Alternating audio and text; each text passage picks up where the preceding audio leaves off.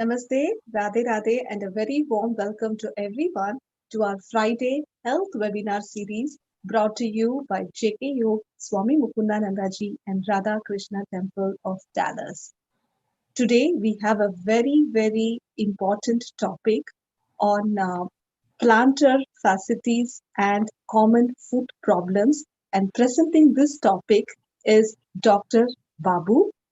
So, thank you, Dr. Babu, for taking time out of your very busy schedule to spend today evening with all of us to educate us about these common food problems.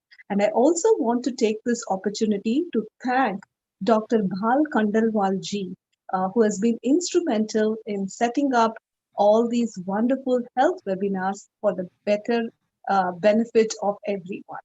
With that, let me take a moment to introduce Dr. Babu. Dr. Babu is actually Dr. Veerabhadra Babu Reddy, and he was born in Madison, Wisconsin, and raised in the suburbs of Chicago. He attended the honors program in medical education at Northwestern University, where he also completed his surgical internship and residency in orthopedic surgery. Dr. Reddy completed a fellowship at the Ortho Carolina Foot and Ankle Institute in Charlotte, North Carolina.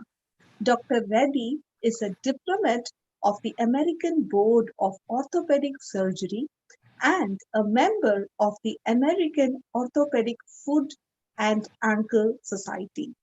He is a clinical assistant professor at University of Texas A&M Health Science Center, College of Medicine. Once again, a very warm welcome to Dr. Babu, and thank you once again for taking the time out of your busy schedule to spend this Friday evening with all of us and educating us about common food problems. Without further delay, I'll pass it on to Dr. Babu to guide us through the presentation. Thank you very much, Pinaji, for having me. This is a great privilege to be able to speak to your organization and everybody that's watching tonight. I wanted to talk tonight about plantar fasciitis and some common foot and ankle problems because we don't think about our feet until they start hurting, and we use them every day to get us around. And these problems are very common, lead to many visits to the doctor, and many of you may have already had them or may be having them. So we're going to take it slow and go through some topics tonight. And the first one we're going to start with is plantar fasciitis. But tonight we'll be covering plantar fasciitis, some arthritis of the foot, bunions, and diabetic foot care. We're not going to get too much into the nitty gritty, but kind of what will help you at home and to find out and figure out kind of what's causing the problems with your foot and the pain you're having. One of the most common things we see in clinic is plantar fasciitis. You may be feeling pain on the bottom of your heel, pain first thing in the morning when you get out of bed or you get up from puja or stand up after exercising. And it's this pain right on the bottom of the heel, right where that star is on that picture. And what you have is this burning pain that you stand up, it hurts a lot, hurts tremendously. You walk a few steps and it kind of loosens up and it feels better. Sometimes during the day, you may have some burning pain that will reappear. But in general, it can vary from severe pain at the start to, as it gets worse, pain that progresses throughout the day. So people might be wondering, what is the plantar fascia? It's actually a ligament. It connects the heel of your foot to the ball of your foot. And it's very important because it helps support your arch. And it's one of the largest ligaments in the body. So when you have pain, what you're feeling is the strain and the inflammation right at the beginning, or we call it the origin of the ligament. So that's what it is. And in a way, the plantar fascia is actually connected to your Achilles tendon. And that'll be important, and I'll explain that later. But Just think of it all the way from your calf to that tendon on the back of your ankle to the plantar fascia as one long structure that's connected that helps you walk, helps support your arch, and allows you to do your daily activities. And when it starts hurting, it can be a very big impediment to your daily activities. So, what causes plantar fasciitis? A lot of us walk in chapels, we walk on hard surfaces. Nowadays in houses, very little carpeting is around. There's a lot of wood floors, granite floors, and at least in my house, we walk around without shoes or sandals or chapels inside. Um, and so this repetitive walking on hard surfaces can cause inflammation on the bottom of your heel. Additionally, increased level of activity, if you start exercising, go on a long trip or something like that, where you're doing much more, it can cause the inflammation on the bottom of your heel. There are some rare autoimmune conditions that can cause inflammation in other parts of your body and throughout your body, including the plantar fascia. And that's rare, but it can happen. And tightness in the calf muscles, tightness in the hamstrings, people with low back problems have an increased incidence of tightness throughout the whole back of their legs down to their calves and have a higher incidence of developing plantar fasciitis. So how do we diagnose plantar fasciitis when you come into clinic? It's pretty simple, actually. A lot of it's based on physical exam, but most of it is based on the history you're going to tell me. So if you tell me that you have pain first thing in the morning when you get out of bed, pain when you're walking, but that it gets better with activity and feels like it loosens up, sometimes a sharp pain on the bottom of the foot or a burning pain on the bottom of the foot. When we examine you, what we're looking for is pain at the origin of the plantar fascia, which where that ligament starts, which right on the picture, you can see that star. That's right where we'll push, and most times you'll jump off the bed because it hurts so much. At the same time, we're going to test your Achilles tendon. And what we do is we straighten out your knee and we push up on your Achilles, on your ankle, to see how tight your Achilles tendon is. And almost 9 times out of 10, the side that is hurting will be tighter and more restricted in its range of motion than the other side or the good side. Sometimes people also present with pain in the middle of their ligament or in the middle of their arch. It's more rare, but sometimes it is there. We'll also check to make sure you don't have other conditions such as a stress fracture or Achilles tendonitis or other things that can cause heel pain. Often we'll take an x-ray. The x-ray really isn't to diagnose the plantar fasciitis because you can't see the plantar fascia on x-ray, but we take the x-ray to make sure there's nothing else going wrong, like a stress fracture or a tumor or something else that we need the x-ray to diagnose. A lot of times people, when they go to the doctor, they'll get an x-ray of their foot and they'll talk about a bone spur that's on the bottom of the foot. And it's kind of right down here. Now, the thing is that bone spur is there, has been there for a long, long time. And in the literature, the presence of the bone spur is equal in the patients who have plantar. So really that bone spur isn't the cause of your heel pain. And I just want to educate you on that because a lot of times you'll go to doctors of different types and they'll tell you need that bone spur removed or the bone spur is the cause of your plantar fasciitis, when it actually isn't. So that's just something to be aware of. Now, I put the sink in there because when we're treating plantar fasciitis, we have a saying where we just throw the kitchen sink at the problem to try to get it better. Like I said, the plantar fascia is a ligament, and ligaments have a really poor blood supply, and I have a hard time healing. If you've ever had other ligament problems like golfer's elbow or tennis elbow, or you can see that those are very difficult problems to get better. And this is a ligament you're walking on every day. So we try a lot of things at the same time to make it better. Now, the good part about it is conservative management has a success rate of about 97, 98% of the time. So we use a whole assortment of things at the same time. First, there are heel cups, icing, good shoes, stretching, anti-inflammatories, and no bare feet. And we're going to go over those in more detail here. So the first are heel cups. You can get them. Dr. Scholl's is a common brand that you can find online, find on Amazon, find at your Walgreens or CVS. And basically all you're doing is trying to create a gel pad for your heel when you're walking, that you're not sustaining as much energy to your heel bone and the plantar fascia, and you're trying to offload it.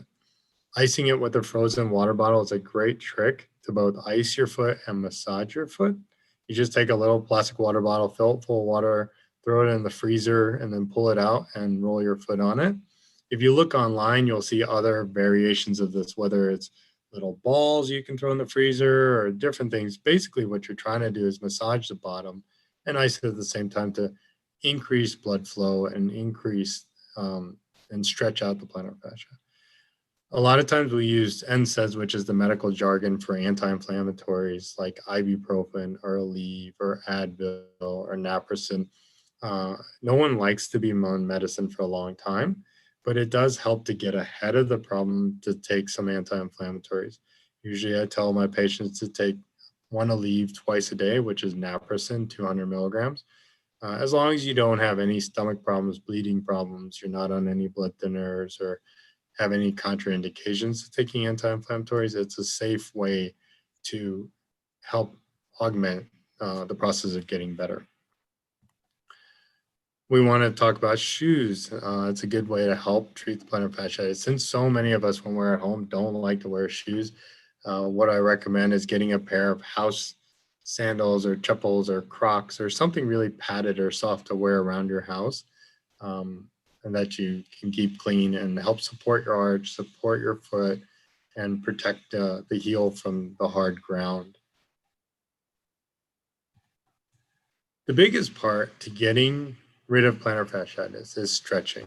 There have been so many studies that have established that stretching is key to resolving your plantar fasciitis. And it's all about stretching your calf and stretching your plantar fascia. My favorite stretch is the one that's on the right called the plantar fascia massage. And the reason I like it so much is because when you wake up, before you even get out of bed, you just cross the foot that hurts, that one over the other leg, grab your tiptoes, pull up, massage the bottom of your foot, but really stretch the bottom of your foot and stretch your Achilles tendon. Hold it for about 10 seconds, relax, and hold it for 10 more seconds, then relax, and then stand up. You'll see you won't have nearly as much pain. And a lot of these stretchings, although they show you up against a wall or things like that, you can do them simply at your desk, keeping your foot propped up against the floorboard or a chair to keep it on stretch as much as you can. And you'll see as you keep stretching, this is going to go away.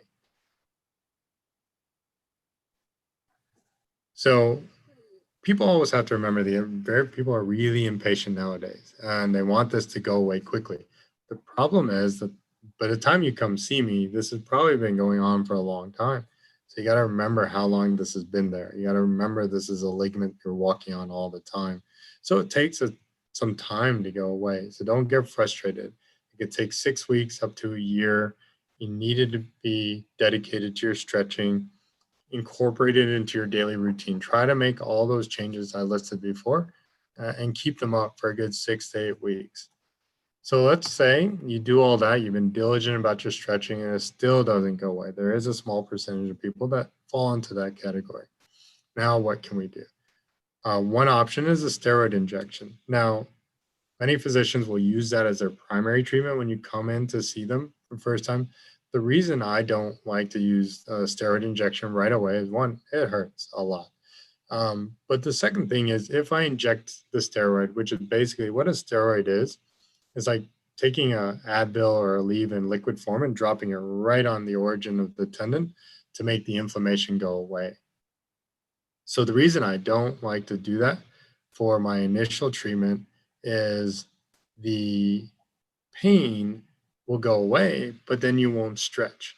And if you don't stretch, then the problem doesn't get solved. So eventually, once that anti-inflammatory medication I injected goes away, the problems will come back or will still be there. So I will do a steroid injection about once a year, maybe twice a year on some patients, and it works. there are some deleterious effects or negative effects of a steroid injection, which is why I try to hold off. The biggest thing is if you get a lot of steroid injections, the fat pad that pads your heel, that covers that bone, can slowly start to disintegrate. So that's why we try to limit them. Other than that, other things we do, if you don't like needles and you don't want a shot, which I totally understand, as physical therapy.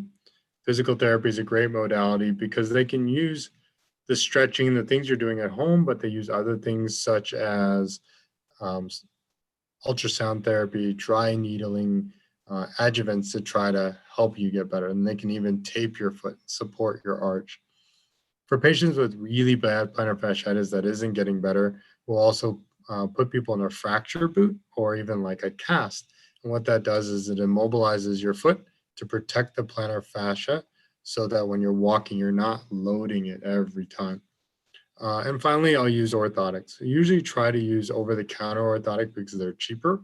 And what they do is they just kind of support your arch. So when you're walking, you're not stretching that plantar fascia and giving you some support. And you can find those at any drugstore. Every now and then, people like custom orthotics, um, but those are kind of expensive, and we try to hold off until people really need them. Or if they try over-the-counter orthotics and they like those orthotics, then we'll do custom orthotics. So other modalities of treatment, one is PRP. So PRP's become more popular probably in the last 5-6 years. And what it is we draw your blood and we have a centrifuge that separates the blood out and separates the platelets and the plasma from the red blood cells. So PRP stands for platelet-rich plasma. And within that liquid and the platelets are healing factors. And you inject those into the plantar fascia where the plantar fascia comes off the heel. The theory on how it works and why it works is that it stimulates increased blood flow, or we call it angiogenesis, new blood vessels to be formed to come to the plantar fascia to help it heal. It works well. The only downside of it is it can be fairly expensive. So it is, but it's probably a better option than surgery. Another adjuvant treatment or additional treatment is ultrasound. In physical therapy centers and some doctors' offices, they may have high frequency, low energy ultrasound that works. And basically, what it's doing is using the sound waves to cause trauma to the plantar fasciitis, to cause a little bit of bleeding, to bring in all the healing factors to try to get the plantar fascia to heal. There is also a low frequency ultrasound treatment. It's high energy. It's the same ultrasound machine they use to break up kidney stones. And it uses these high power sound waves to cause trauma to the plantar fascia to make it bleed to then stimulate the healing. So those are two other treatments. Now, surgical management, in my hands, I've been practicing for about 15 years and probably done about 2 plantar fascia releases because it's really rare that you get to that point. Now, it's a surgery that works really well, releases your pain, but most people can avoid that surgery. If someone's telling you you need plantar fasciitis surgery, at least get an MRI first. It is an additional cost, but it at least isolates and makes the diagnosis solid so that you're having the surgery for the right reason. In my hands, I actually like to, you'll see people with plantar fasciitis have a tight calf muscle.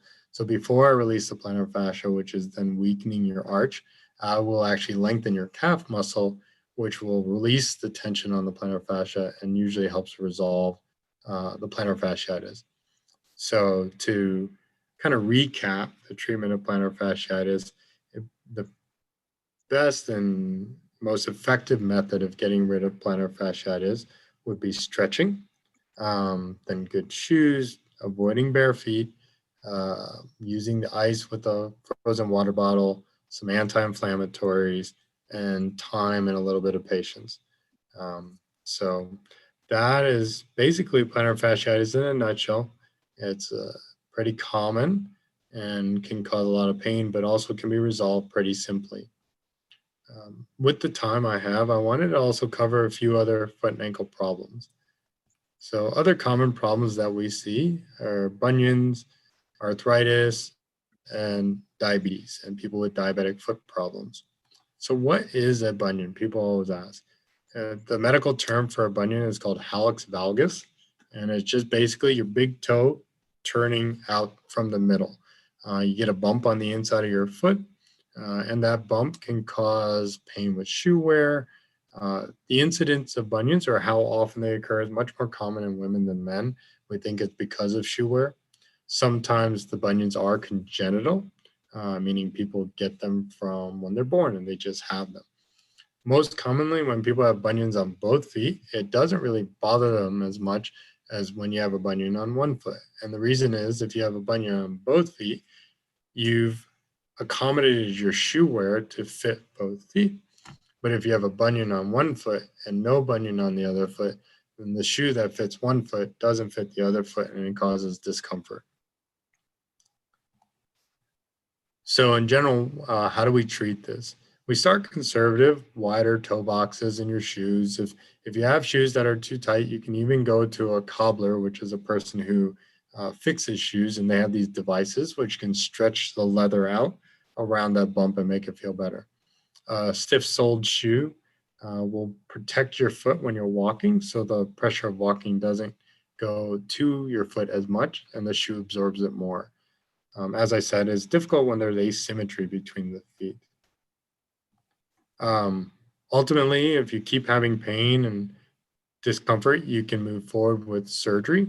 And what we do with surgery is um, you essentially don't shave down the bone. What you have to do is you have to cut the bone and move it over to narrow the width of the foot and straighten out the joint.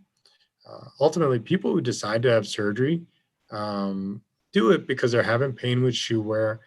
And that's a very interesting topic because shoe wear is very specific to each person.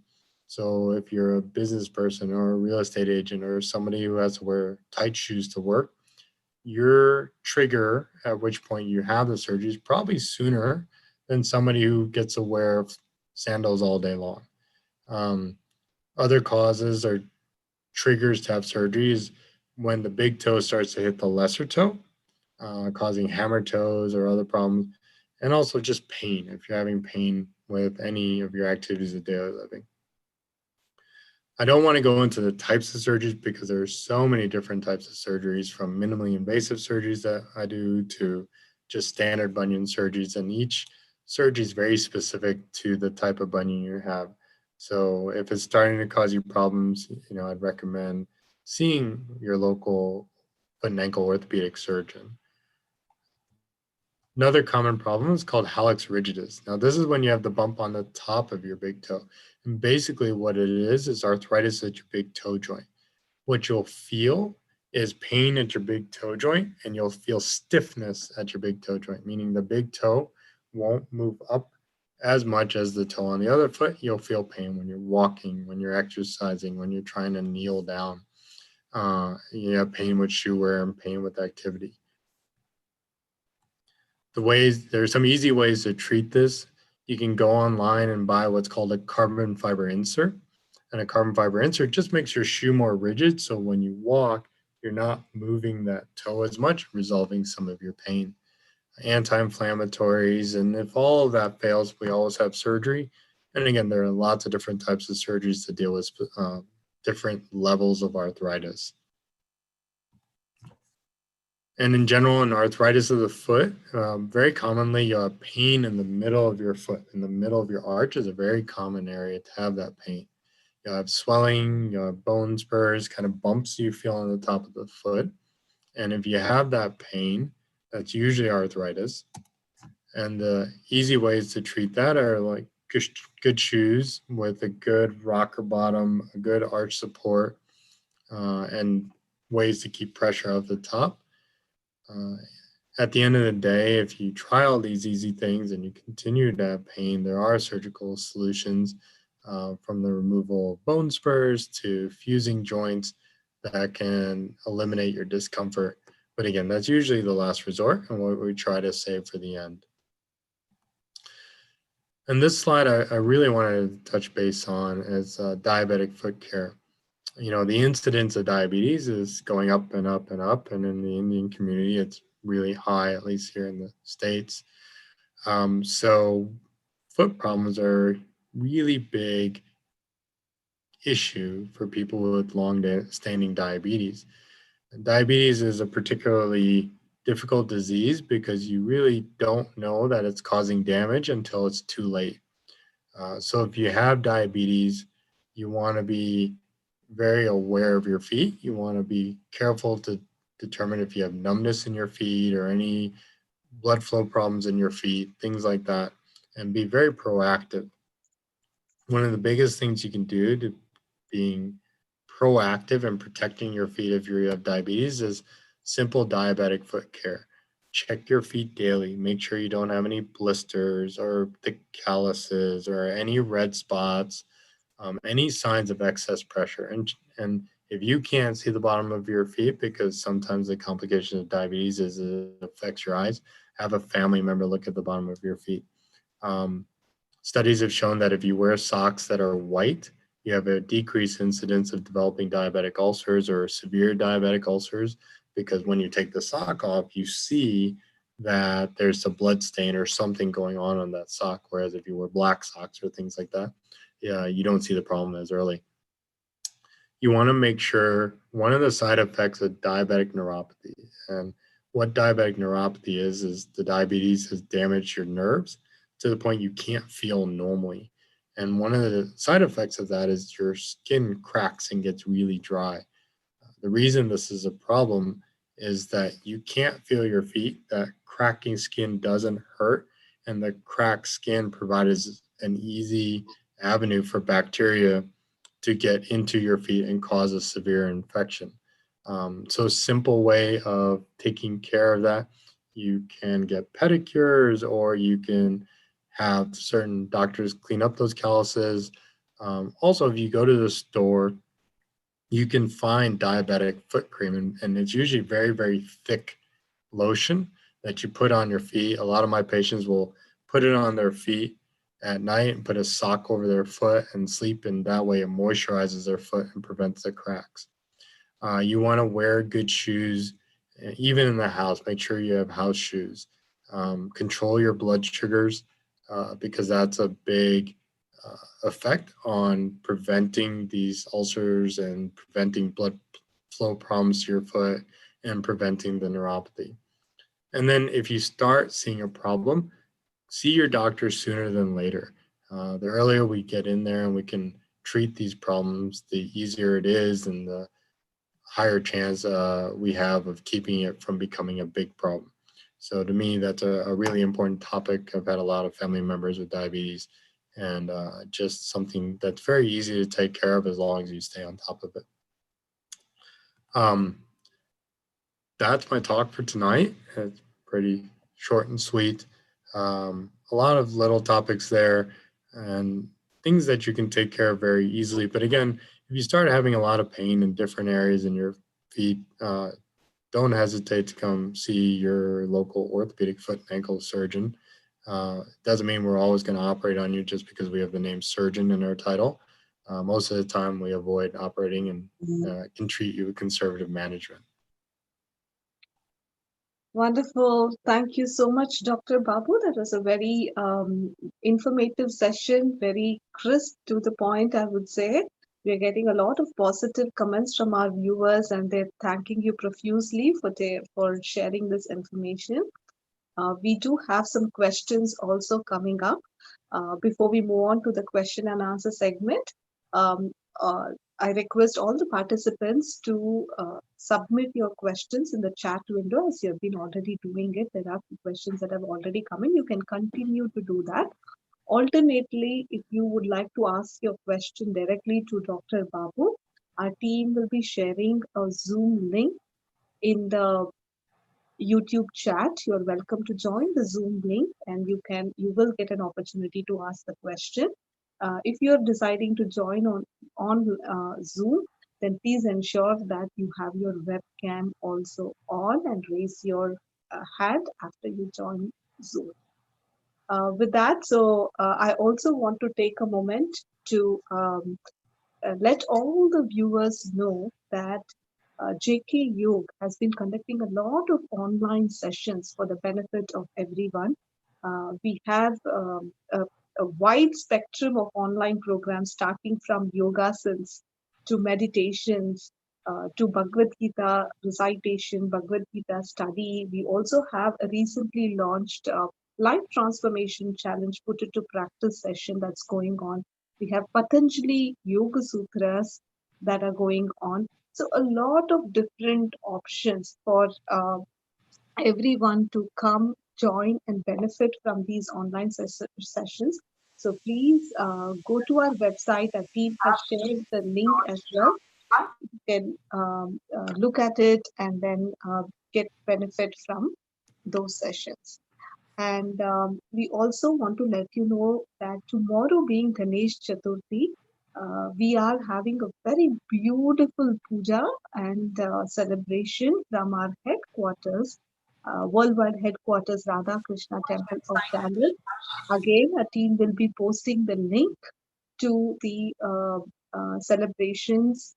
Again, everything is virtual online, so you can join in one click from the comfort of your home and get the benefit of participating in the puja and get the blessings of God. So please do visit our website for more information and the detailed schedule. With that, let's move on to the question and answer segment.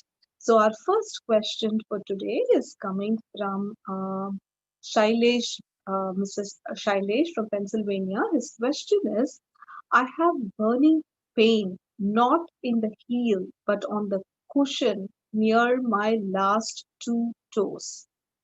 Is it related to plantar fasciitis? So that's a question, Dr. Babu, if you could answer that.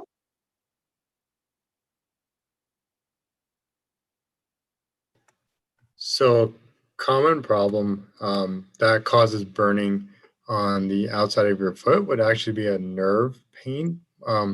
If it's on both feet, then and you have back problems or back pain, sometimes the nerve can be pinched in your back, causing the burning pain on the outside of your feet, especially if it's simply in the two toes. If you have pain that is radiating up and down the side of both feet, I'd suggest you look at your arch to make sure your arch isn't very high, and that when you stand, to see if you stand on the outside of your feet. That's a common reason that people have like a burning pain on the outside of their feet because they're just overloading it all the time and in every step. And simple things you can do for that is adjusting your shoe wear, um, making sure that you're not putting too much load on the outside of your feet. But if it's truly pain just in your fourth and fifth toes, and it's a burning pain on the outside, just on those toes, it's more likely nerve related than it is plantar fasciitis. Thank you so much, Dr. Babu. Our next question, we have Mr. Venki Krishnan. He has joined us on Zoom. So please unmute yourself, Mr. Venki Krishnan, and you can go ahead and ask the question. Hi, Dr. Babu. I've been having this, I think I have plantar fasciitis because both my heels are like in extreme pain. Mm-hmm. And it's been going on for like about close to about, I would say at this point, nearly a year. Oh, wow. Okay. So, I mean, I tend to like work from home. So I'm actually barefoot most of the time. So over the last 2 or 3 months, I have some footwear now. But I'm wondering if there is stretching going to be like the way to solve it, or do I need to like switch to actually wearing shoes at home? And if so, would you recommend any particular shoe? So, does it hurt when you get up first thing in the morning, if you've Yep. been sitting at your desk, then getting out of your desk, that Yeah. type of pain? Yes. Yeah. So the stretching, it's amazing how much it works. And speaking both from professional and personal experience, the stretching does make the biggest difference. Um, and the reason we know that is essentially when you're doing plantar fascial surgery, what you're doing is you're cutting the plantar fascia so it lengthens on its own. Got it. So that, and especially that startup pain that you have, if you stretch before you even get up, that pain will go away. So when you're sitting at your desk working on your computer, you know how the leg of the desk is like that? Yeah. Just kind of put your foot up against it and stretch the bottom of your foot, and that will help. It'll slowly over time. It's kind of very small incremental stretching will help. You just have to be fairly diligent about it. Wearing shoes at home will help. I know I don't like to wear shoes at home because I'm always wearing shoes at work. But I would start with the stretching first, and then the icing if it gets really bad. But especially if you're just having startup pain, the stretching will do wonders. Got it. Is there any type of shoe you recommend to wear outside? Honestly, all the shoe companies now, they're like car companies where they all make different models. So it's hard to say, go get a pair of Brooks or SAS or whatnot. What I usually tell people is you want shoes that feel good. And then when you take, I'll use this model, when you take the front and the back of the shoe, if you bend it and the shoe bends very easily, then it's probably not a very supportive shoe. Whereas if you bend it and it's got some rigidity to it, it absorbs a lot of the force while you're walking instead of your foot absorbing that force. Great. Thank you so much, Doctor. With that, we move on to the next question, again coming from one of our viewers. This question is Narendra Kota ji. His question is, I feel heel pain when I wake up. I feel a pain in my heel when I wake up. What is it and what can I do about it? Sure. So if the pain when you get up is on the bottom of your heel and it's a sharp pain and it resolves itself as you keep walking, means it goes away, then it most likely is plantar fasciitis. And the ways to get rid of it again are the heel cups, the stretching, the anti-inflammatories like Aleve or Advil, and trying to avoid going barefoot. Do you have any separate stretching exercise for this, doctor? I did. It was on one of my slides. And I'm not sure if it showed up in the presentation. Let me pull that one up for you. So if I go here, here.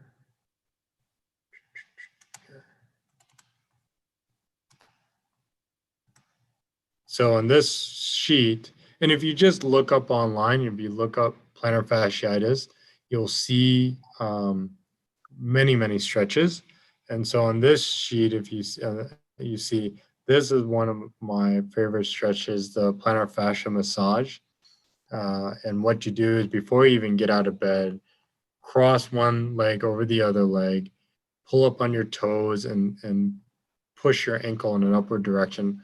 Hold it for about 10 seconds, then relax, and hold it 10 seconds more, then relax.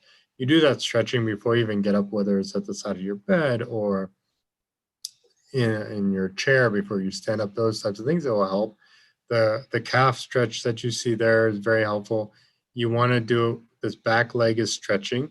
You want to stretch with your knee straight, and you'll feel the stretch behind your knee. And then you want to do that same stretch with your knee bent, and you'll feel the stretch lower in your Achilles closer to your heel. So these are some very basic exercises. Again, the rolling stretch, pushing your foot down against a step, or with like the plantar fascia stretch. There's so many little tools you can buy online that help to stretch your calf and your Achilles and your plantar fascia. Those are the ones I'd recommend doing, and pretty easy to stop to do on your own to figure out.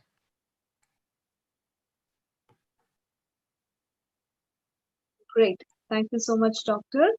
For our next question, we have Smita ji. She has joined Zoom. Smita ji, please go ahead. You can go ahead. Thank you. Appreciated your wonderful presentation. My question may not directly be related to what you presented, but it has to do with an ankle injury. Mm-hmm. About 6 months ago, when I was moving, I'd bumped into like packed boxes and some metal frame, as a result of which the back of my ankle really got hurt. Now, I took like oral steroids for about a week's prescription, and then it started to get better. So I kind of took it easy. And then after a few months, the pain increased. I started yoga classes, which actually made it better. But after 2 or 3 weeks, everything kind of stabilized, and then the inflammation has gone back up. Is that something I should be worried about or concerned about in any way, or is that something that'll self-heal over time? How long has it been again since this happened? About 6 months. So it's not like it doesn't hurt when I walk. It's only when I flex my foot or like I'm going down the stairs, it may hurt.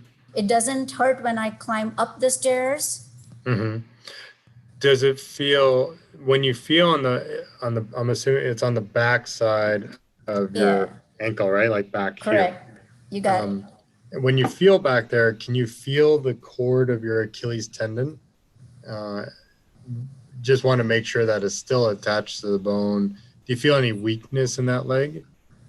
I mean, I can feel the inflammation compared to the other side, but I don't feel like I don't know that I understand exactly what you're. So you can do it right now. We're all friends. You can run your hand on the back of your ankle, and you feel that cord back there, that hard thing. Yeah. Okay. Does that run all the way? There's no like divot No or anything? breaks. All continuous. Okay, good. So that's an easy way. If you're ever worried that you ruptured your Achilles tendon, just rub it down the back of your ankle there, and you'll feel the tendon. Is the pain right where that tendon hits the bone? No, it's on the side. It's on the side, kind of on the outside or inside? Outside.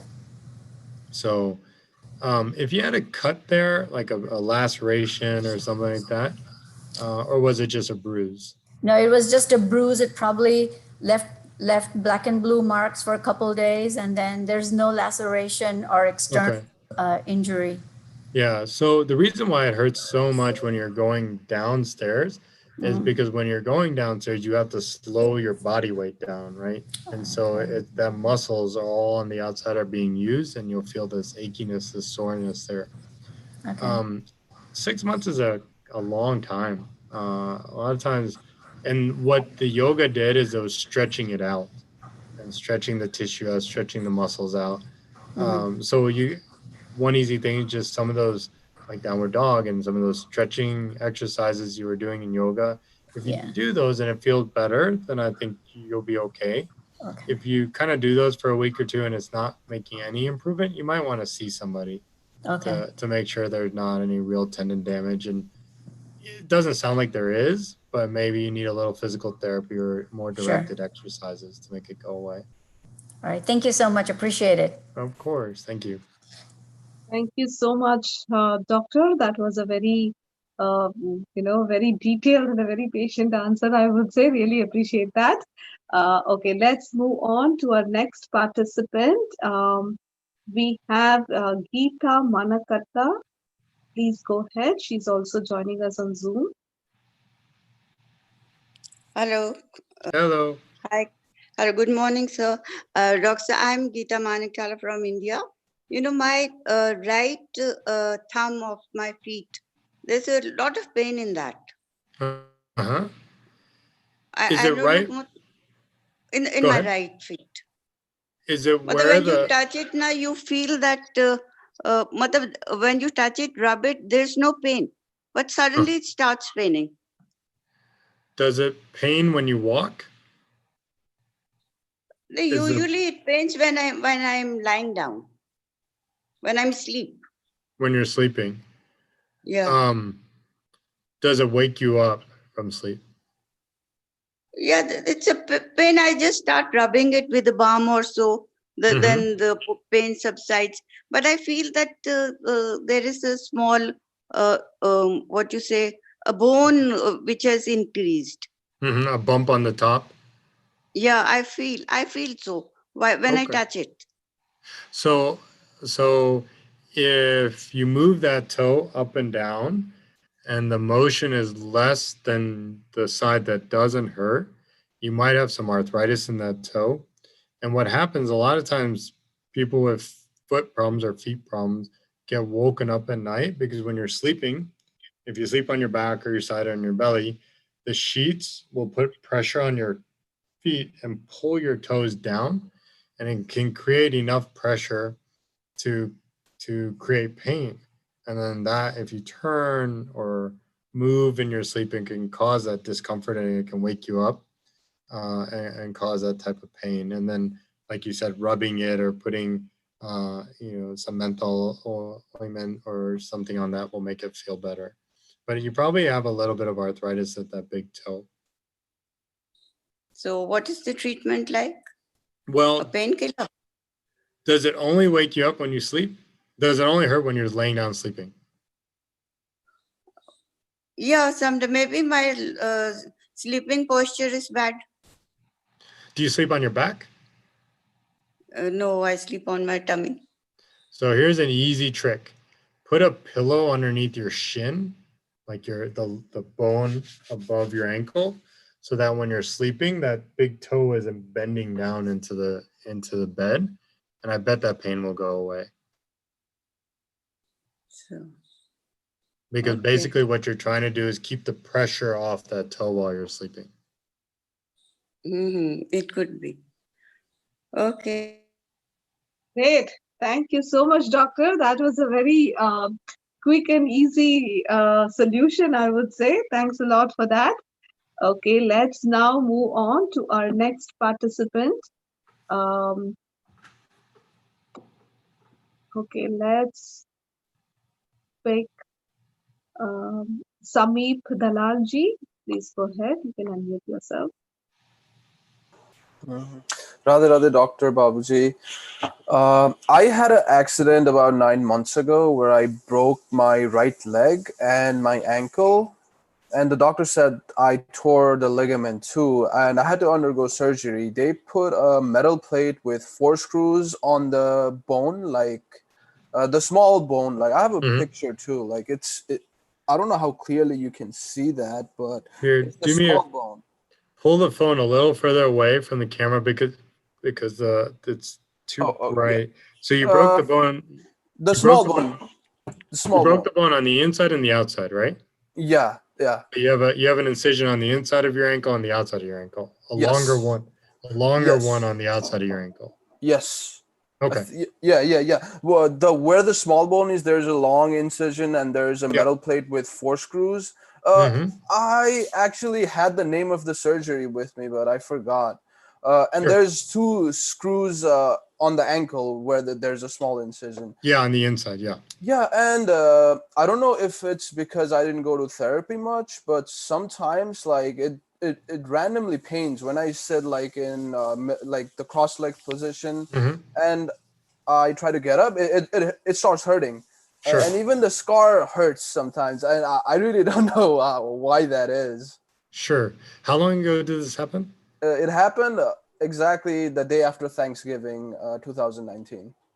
So less than a year ago. Yeah, less than a year ago. Okay. So what you had, so if you want the fancy medical term, you broke your ankle, but it's called a meaning 2, malleolar fracture. Yep. You had an open reduction, internal fixation, and they put the plate and screws on the outside to hold that bone in place, and they put the 2 screws on the inside to hold that bone in place. So kind of like, I guess if this is the model, this is the side where you have the plate and screws, and this is the side where they put the 2 screws. What I tell all my patients, it takes 3 months to heal, and it takes a year to get better. So, and what happens, does it hurt you or pain you when you're doing your normal activities, walking around, going to work, going to class, things like that? Sometimes while walking it hurts, and I know myself that I can't run. I have hypermobility too, like my laxity. Joint muscles. Yep, you got it. And I really am scared of running because if something happens, then there's a metal plate and screw inside it, and it's just gonna be horrible. So no, so I wouldn't worry about that. At this point, you're 10 months out from injury, right? Yep. or Yep. 9 months since you broke it. It's not going to break again, but what it is, you didn't have the chance to do physical therapy, so it's really weak. It's like, if you try to walk or you try to run, what I tell them, it feels like you have a flat tire. It's like you're stepping heavy. You don't have any strength in that leg. So the therapy is really important. But if, for whatever reason you couldn't do therapy, just go online and look up ankle strengthening exercises to work on balance, to work on getting up on your tiptoes, to work on range of motion, and that will help you a lot. Because right now, if you look at your calf muscle on your broken ankle is probably 20, 30% smaller than the calf muscle on your good ankle, because you just never had time to build up the strength. Right. So work on getting it stronger. The reason why it hurts so much when you get up first thing in the morning, you've been sitting, getting up, is that you still have a lot of scar tissue in the ankle joint that needs to get stretched out. So it's like starting up a cold diesel engine or a rusty engine. It just, when you start moving, all the ligaments and everything that are tight, so your ligaments probably healed fine, that are tight have to loosen. And it takes some steps to lubricate the joint and loosen the ligaments and walk. It's not an indication of anything bad.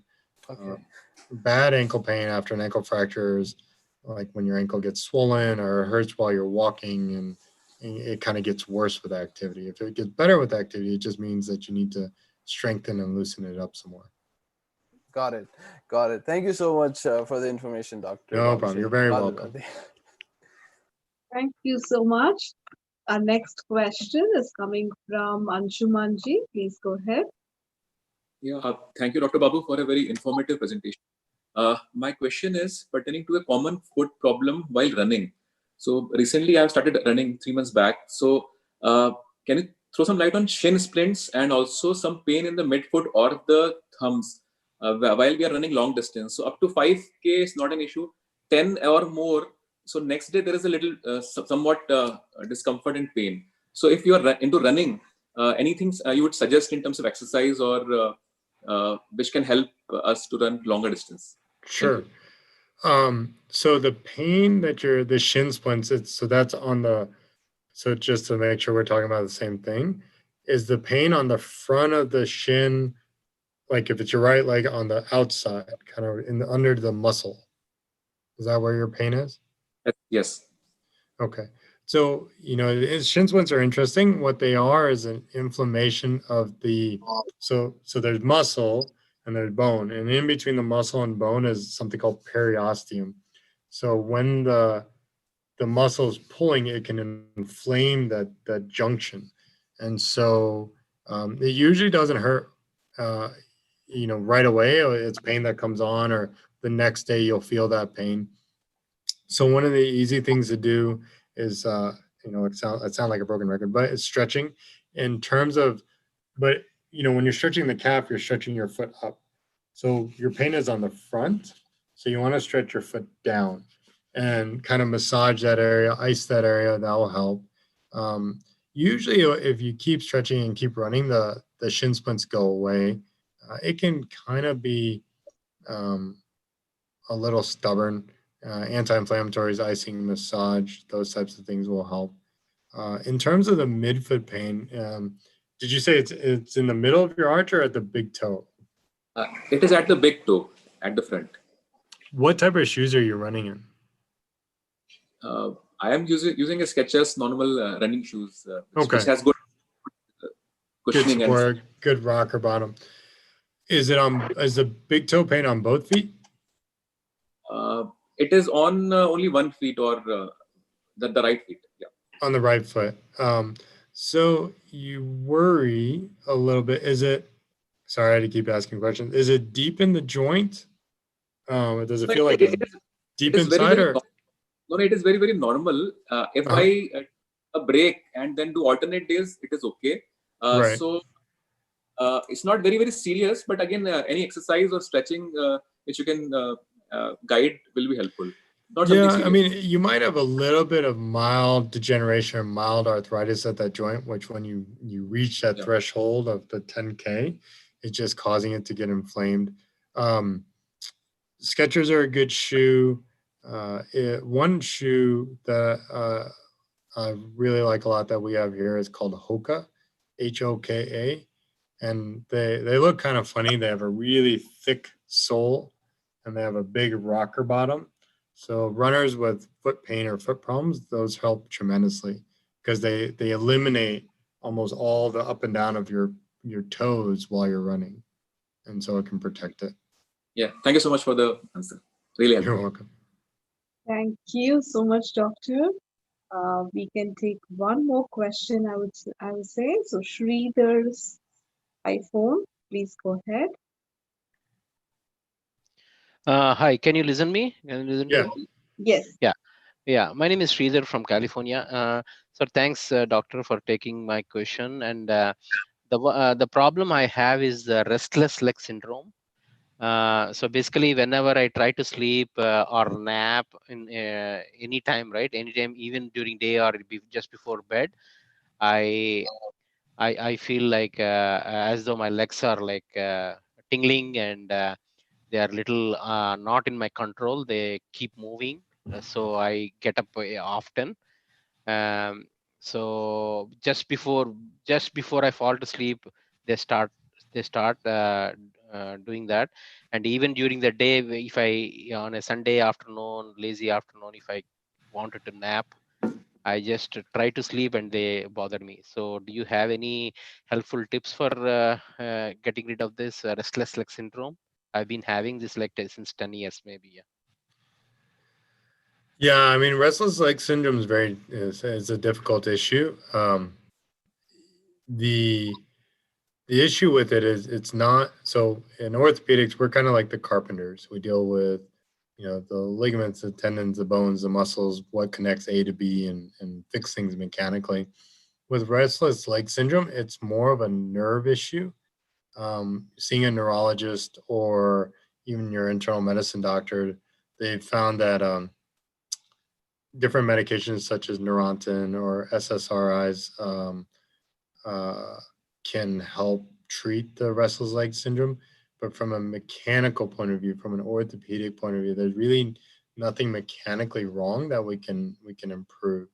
So, I mean, my best suggestion, unfortunately, I don't have a great solution for that, would be to see your neurologist or your internal medicine doctor and see what medicines they can put you on. I don't know if you've tried that yet or not. I think I have not tried yet.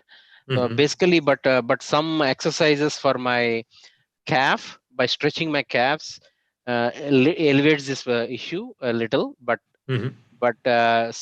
I can do like 10 minutes exercise just before going to bed every day, right? So I'm thinking Yeah. like easier. Yeah.